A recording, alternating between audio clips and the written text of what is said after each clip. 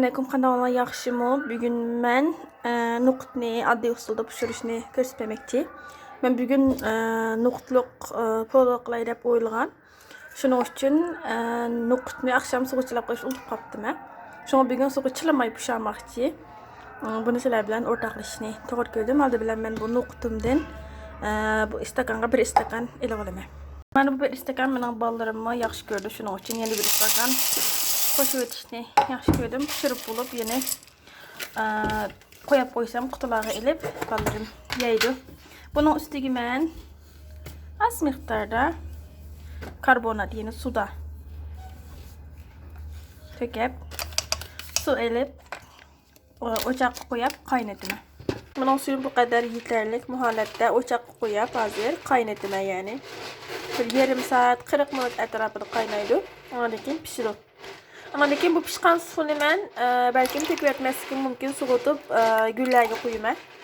Yanıma şöyle bir noktada koyduğum geldi güllerge kunak pişirgan su, gülük pişirgan su, kum pişirgan su, bəsanla güllerinle belki yaxşı görürsüye degендek.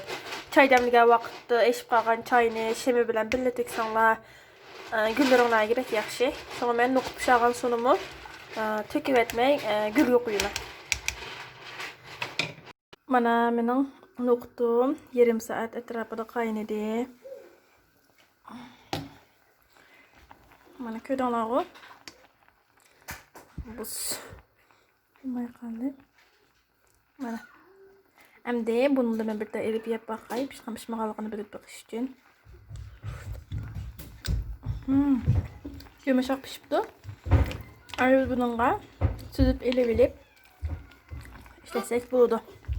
Mana bizning noxudlarimiz pişti. O'sha holatda. Texas soğuk bulanmadı. Ben bunu üstüge töküp mana suyunu süzüp aldım. Bu suyunu ben gülge birmen dedim bu. Gülge töküp koyayım.